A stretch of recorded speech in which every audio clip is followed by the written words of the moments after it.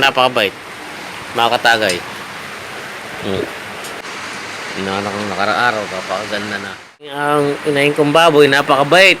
Makakatagay. Oh. Nagsasaya, kakausap ko. Nakakausap ko, oh. Kita niya, napakabait. Makakatagay. Pigi, pigi. Oh. Ano ba?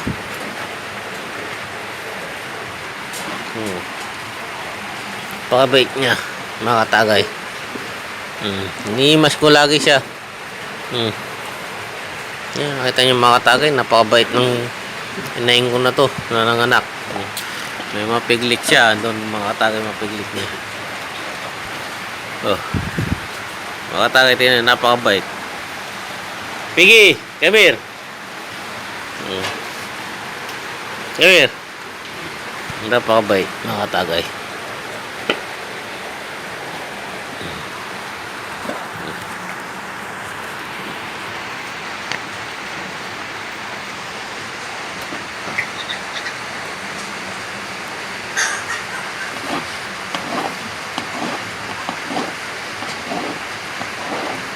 Ye, come here.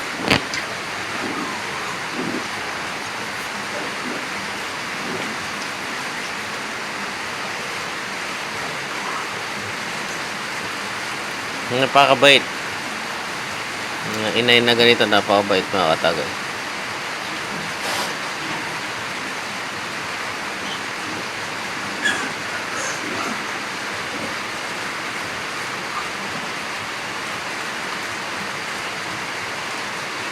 So, ito naman isa pong mga tagay ng mga anak ngayon. Gabi. Yan, dito kami ni Janjan.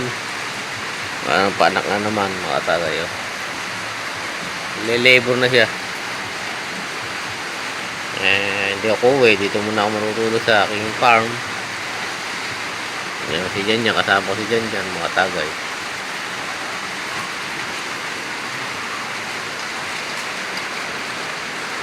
Yung mga inanak ng nakaraaraw, kapakaganda na mga big. Actually ko kayo lagi mga katagay, simple lang pag-aalaga natin sa farm. Hindi natin kailangan gumastos ng malaki para sa nakikita natin ng mga ibang farm na ito sa atin. Kung simple lang, maturukan lang natin ng iron sa natin masyado pang kung ano pang mga itinuturo. Nasa pag-aalaga lang yan. Hindi na kung ano pa. Masyadong marami pa nagiging bakuna, marami pa nagiging ano natin pwede naman na natural lang. Pag-aaruga lang din yan, mga katagay. Natin maraming lipanan naman nagiging sakit sa pag-aaruga lang din mababasa yung kalinisan, maayos, at magandang mga kapaligiran na sa pamumuhay ng ating mga hayop. Baligtasan natin yung mga kung ano nung mga sakit na dumadapo sa atin. Parang sa tao lang din yan, mga katagay. Kalinisan lang ang importante. Ang pansangga natin sa lahat ng virus, kalinisan. Malinis na kapaligiran at malinis na pamumuhay nila, maayos, at bigyan natin sila ng magandang kalusugan, malinis na pagkain, malinis na tubig. Nasa atin lang din, mga katagay, ang para sa kaganda ng kanilang pamumuhay. Hindi naman sila marunong hindi naman nila alam kung anong dapat gawin. Nasa tao lang tayo at sila'y tumutunod lang sa atin. Sila'y naikinig lang kung ano ang binibigay natin, kasi sila nasa isang munting hawla lang, mga katagay. Intindihin din natin sila, bigyan natin mga pangangailangan nila. Yun lang naman, mga katagay. Pag-aaruga, ito yung kahit gabi na nandito ako, nasikasok sila, naramdaman ko kung malamig, ilagyan ko sila mga trapal, maayos. Yung pag may masakit kasi isang alaga mo, meron ding balik sa'yo. Pag pinapabayaan mo talaga sila, lahat ng virus, lahat ng sakit, abuti nila.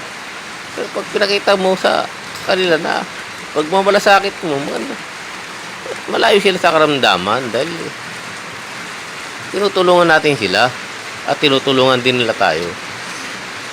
Sa kanilang gagaling kita natin. Hindi lang ang hanap buhay natin. Siyempre, kailangan bigyan din natin sila importansya na bigyan natin sila lahat kung ano yung pangangailangan lahat. Pagmamalasakit.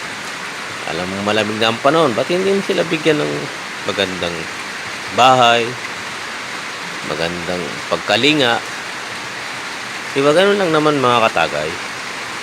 Para pakipakinabang tino mo. Nakakatulog ba nung may imbing ang mga biik kung sila yung naman problema? Wala silang problema kasi magandang bahay nila. Maganda ang tulugan nila. Tingnan yung tulugan ng mga biik. May mga tray sila. May mga bahay silang sarili.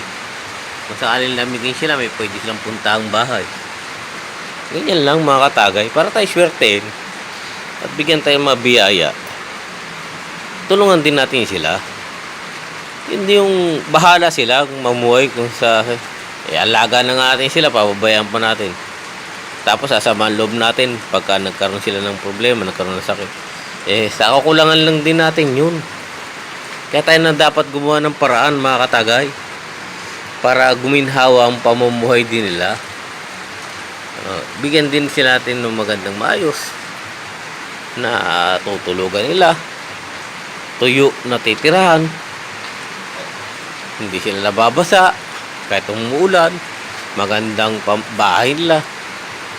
Siyempre susuklihan din tayo ng magandang biyaya, susuklihan din tayo ng magandang ganda ng pamumuhay nila, ganda ng paglaki nila, kalusugan nila, kasi tulungan na sila. Parang huwag nating iba sa ating tao. Inaruga natin yung mga anak natin, inaayos natin ang higaan, inaayos natin ang pamamahay. Sila, wala silang kakayanan nun. Bilang tayong may-ari, tayong pinaka parang boss nila, parang tayong hindi ko pasensya na kayo mga katagay, hindi ko paliwanag naman. Tayong nagmamay-ari sa kanila sa madaling salita, bigyan din sila natin ng karapatan na magkaroon ng maayos na pamumuhay. Tagapamat na alam nila na isang hype lang sila, na isang araw na ibebenta natin paglaki, pero at least maranasan nila yung pagmamalasakit natin habang sila'y maliliit pa mga katagay. Bilang isang inahin, maranasan yung pag-aaruga natin para bigyan tayo ng mas magandang pag-aanak nila mga katagay. Ganun ang isang pag-aalaga ng isang hayop. Kailangan nasa puso, hindi baliwala lang sila. Kasi isang araw bibigyan tayo ng magandang sukli nila pag pinagkitaan mo sila ng magandang malasakit mga katagay. Ganun lang yun. Ramdamin natin, hindi sila nakapagsalita, pero dami natin yung kailangan nila na kaya nating ibigay bilang isang tao. Na isang araw tayo naman ang mananamasa dahil naibigay natin sa kanila yung kailangan nila. Diba mga tagay? Kasi swertein tayo dyan. Kasi unang-una magkakaroon silang masug ng mga anak dahil sa pag-aaruga natin. Diba mga tagay? Paano sila magkakaroon ng masug ng anak kung hindi na sila arugain? Ayos. Ganyan isang tutok sa isang pag-aanap buhay sa babuyan. Yung pagmamalasakit, hindi basta ilalagaan mo lang sila tapos na. Hindi ganun yun.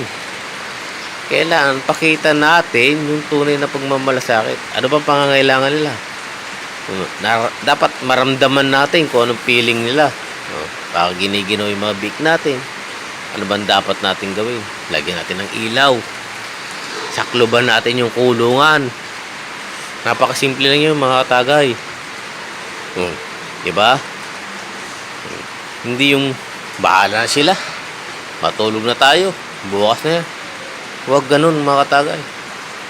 Kailangan alaman din natin, parang isa rin silang kapamilya natin mga katagay.